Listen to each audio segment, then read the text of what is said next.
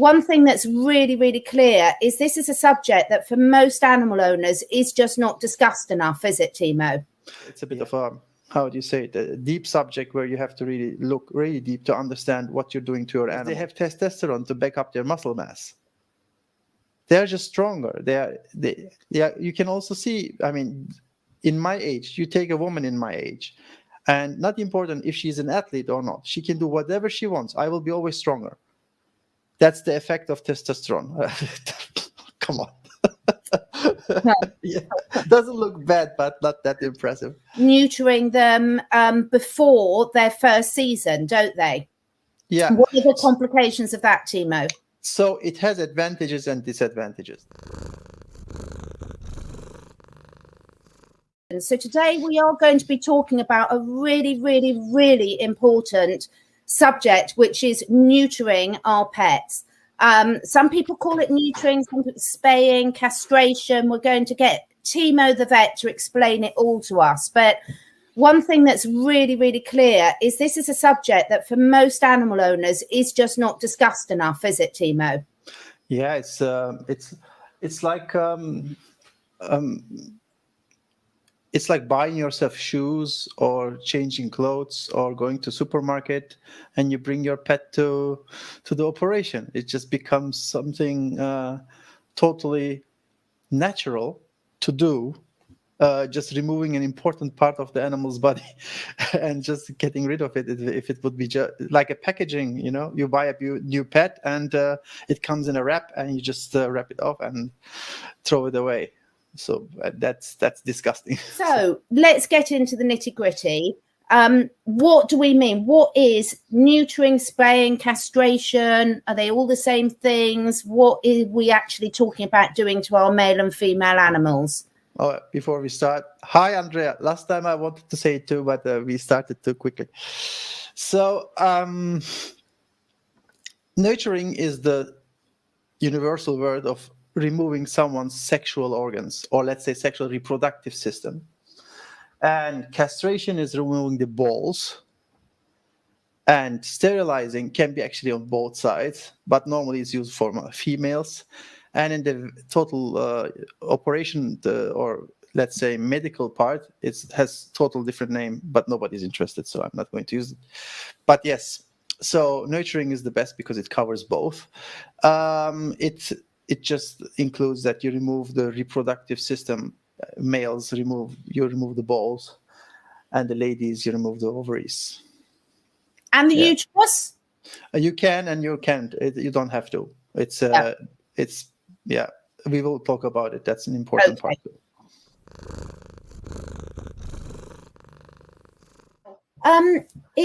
It's really interesting because I'm sure this varies depending on what countries people are watching from. So what happens over, say, for example, in the UK, pet owners, and let's start off by talking about dogs and cats, but this is equally going to apply to guinea pigs, rabbits, and horses. Part at horses later. Yeah. But normally it's almost quite accepted in the general public that when you get a pet, a dog or a cat, that you will get it neutered. And there's a lot of vets suggest doing it even before the first season. So, you know, I want people to understand, first of all, before we talk about our opinions, and we're both pretty opinionated about this, having had animals for years, what exactly is involved in the operation? Because people, I think, take it very lightly because it's done so routinely without really thinking about what's involved. Yeah. So first and foremost, no operation which brings you between death and sleep leaves you without a mark. So whenever you or any animal is in deep sleep for the operation, it leaves a mark. It can leave a mark at the heart. It can leave a mark in psych. It can leave a mark somewhere, but it always leaves a mark, small or big. Sometimes you see it, sometimes you don't, but it leaves a mark. And to make the operation, you have to deep sleep the animals between normal sleep and death. Yeah, that's exactly in the middle somewhere. And you try to keep it there. So sometimes the operation is easy and it goes quick, but sometimes it doesn't, especially for females. There is more work involved. and you have to open the abdomen and do a lot of things. For males, it's a bit easier. It's a bit less destructive for the body, because for the body, the testicles are still external. The scrotum is external, at least. For females, it's a total different story. Yeah. So it's a big shock for the body. When they are young, of course, they get over it very quickly, but we still put them in a position that they have to get over with, although lacking the hormones that would help them to get over with. It's a bit of a, it's for instance, for male, testosterone is something that makes you, how do you say it, more easy to regenerate. Yeah. And if you take it away, your regeneration from taking away your balls is slower because the testosterone is gone. Yeah, it's a bit of a, how do you say it, a deep subject where you have to really look really deep to understand what you're doing to your animal. If you don't have to do it, don't do it. You've raised a really important thing there. No general anesthetic is without risks. And even though modern technology is wonderful, there are always risks. And not only on what we can see sort of physically, but obviously you're going to be left with scar tissue, which can affect the muscle fascia. You're going to be cutting through energy meridian lines and things like this. So depending whether you're looking just on a purely physical or emotional or spiritual level, you're affecting all of these areas of the animal by doing this drastic action, aren't you? That is correct. And for females, again, it's even heavier. And a lot of females will have fascia problems, connective tissue problems. And these are just the after effects of the operation, not even a functional thing, let's say. Yeah. It's just the side effects of being operated and stitched together again. Greg's here saying my female was ready to run and play the next day. I didn't let her because of the sutures at all. But this is a common reaction. I think people think, oh, it's all gone smoothly fine, and don't think anything more about it. But talk us through some of the hormonal implications, Timo, in terms of what taking away, as you say, not only this physical part of the body, but also the chemical part of the body, how that's going to impact. Yeah, it has a physical impact. It's a chemical impact, and it has a social, emotional impact. Although it's connected to chemical, let's say, but it's bigger than that, right? So young animals, of course, especially males, when they lose their balls, they feel not much because the balls are not really any part of their daily life yet, right? Yes. But for the females, you open the belly and get in and get out. It's a dangerous thing. That's an important point, isn't it? Because what you're saying, if I'm getting this right, Timo, is every stage of the development of the animal, this is going to have a knock-on impact. That is correct. And it's more complicated than just these hormones are steroid hormones. So if I tell you just steroids, you would think about growth and size and regeneration and the advantages it brings to the body, right? So these are the main steroid hormones in the body. And when you take them away, of course, some of the body parts will still produce some. Yeah. But you cannot compare it with the main producer. Yeah. And this will have an effect on the coat, on the weight gain, on fat burning capacity, on mating capacity, of course, regeneration speed.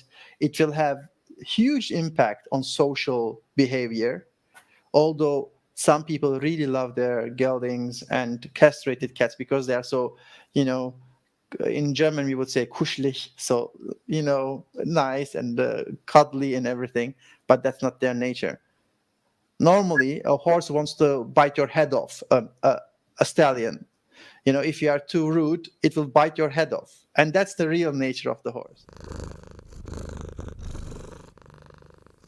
So why do vets recommend it? What are some of the advantages? And there's a huge difference in terms of the timing that they recommend it. So talk us through why a vet would be recommending this to owners. All right. So the vet recommends because of 3 reasons. One, she thinks it's the right thing. It's normal. That's what we learned in the university. We do that. Second, by the way, in the university, you will hear always that the female dogs, especially dogs, will always get uterus problems anyway. Just remove them as quick as you can. They are useless, no need for them. Just you save your dog, you save the dog by doing that. Then the second reason is the shop has to make money. And the easiest way to make money is neutering, injecting vaccines, giving antiparasitoid agents, and selling food. So the 4 things. These are the 4 pillars of a vet clinic. So if these are not existing, the vet clinic cannot survive. Yeah. And it's a good business. And the third thing is, in some cases, in some places, the cat and dog population is uncontrollable. So like in Greece, in Turkey, in some of the Romania and Bulgaria, and there people genuinely think that I have to make my dog less of a problem for the society. So they take the burden on them. They don't want to do it, but they feel like it has to be done, because if not, the dog might go out, rape someone, and then you have more dogs that nobody wants to take care of. Yeah, especially in communities where dog breed is super important, that the breed, it's and they don't like mutts. Then you have babies that nobody wants to look at, and what do you do with them, right? And then they end up on the street. So that's the other reason. But so we do want to make it very clear here. When we're talking about this in general, at the moment, for most of the conversation, we're going to be talking about pets that are in a home, in a loving home environment, and then we'll come on to talk about the rescue ones, because obviously that's got a very different set of challenges, hasn't it, Timo? So according to the data, 62% of every woman in the Western society, in the Western world, will get breast cancer. So I suggest we take every girl, when they are hit puberty, we just remove the breasts and we put 2 silicones in it and silicone breasts in it, and we're done. If that makes sense, then everything else will make sense too, but that doesn't make sense for me. So I take the risk, I let them live their life fully, and if the time comes, we think about the solution. But I'm not going to think that I will just nurture every animal there is because I think there might be a risk. That doesn't make sense. It's an important part of their life. So I have a point about this that I have had many a discussion with vets about, so we've got aspiring alchemists on thing here saying that the vets tell me that they'll get breast cancer if they don't neuter them.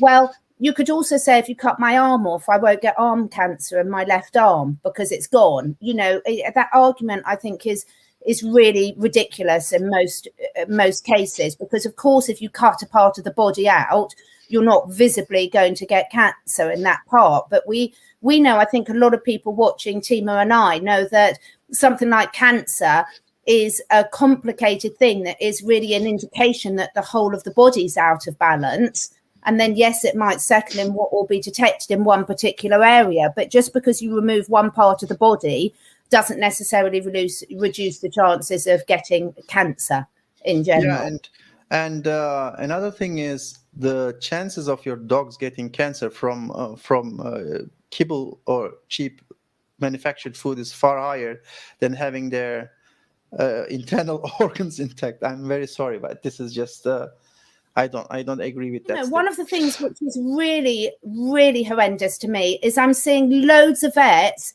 recommending, again, here at the moment, Lisa, we're not talking about rescue animals. We'll come on to that later. But a lot of vets also recommend, say, for cats and dogs, neutering them before their first season, don't they? Yeah. What are the complications of that, Timo? So it has advantages and disadvantages. The disadvantages is for the rest of the life, but the advantages are for that very moment in recovery speed. So, and behavior. So vets think that everybody wants to have a calm animal and easy to live social animal. And when you nurture them before they reach their sexual character, then they're calmer. Of course, what they're also are empty in their feelings and thoughts because you took away something. It's not there anymore, and they don't know what is not there. You can see it from their looks mostly.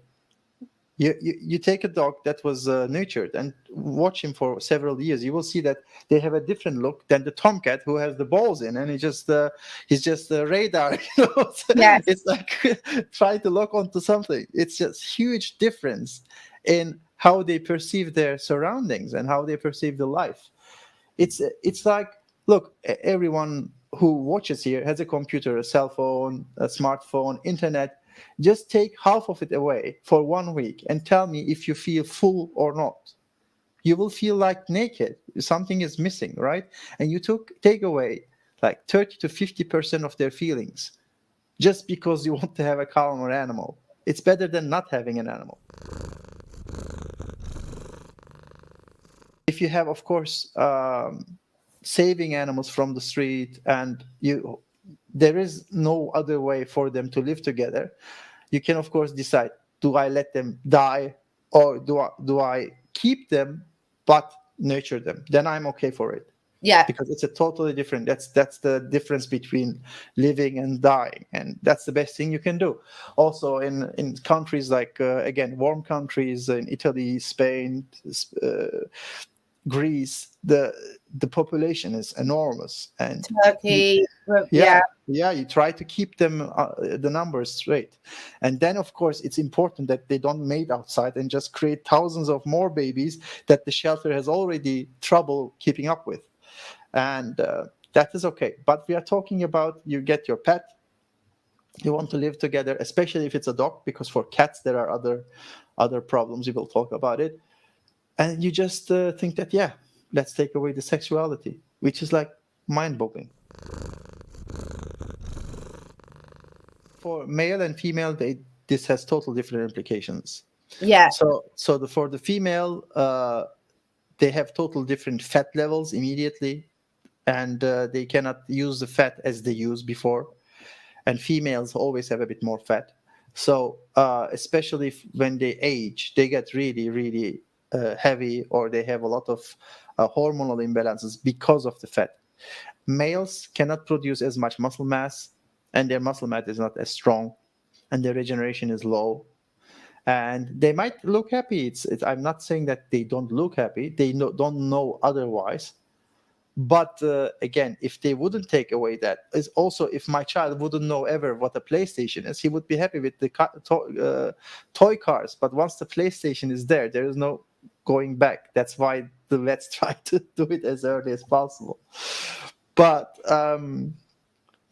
but I want to touch on something else totally. Cats have different risks, and especially the ones that are constantly outside hunting, going to other places, seeing other cats. You might cause, of course, huge trouble if your tomcat is out and about every day, and you don't know what's happening with other cats. You have a lot of kittens popping out from everywhere. I can understand that.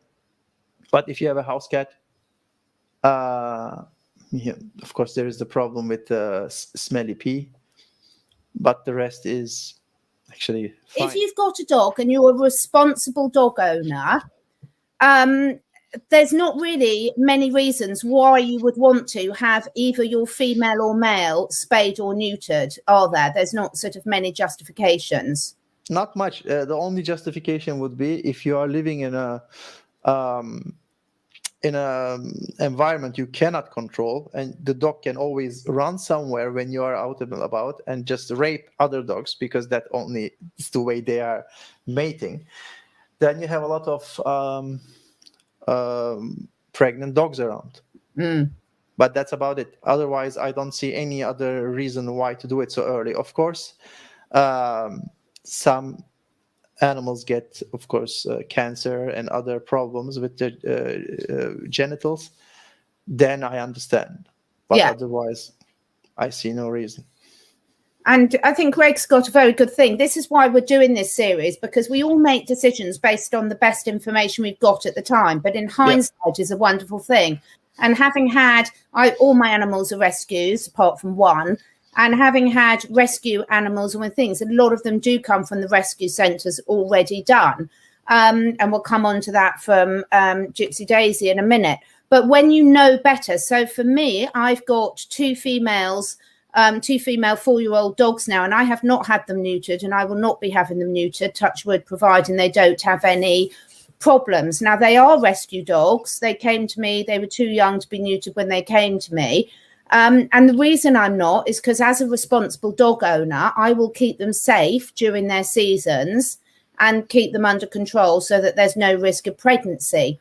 And what I found is when they had their first season, obviously they'd come from a rescue home who'd done their best they could, but they'd had a very poor start to life nutrition-wise.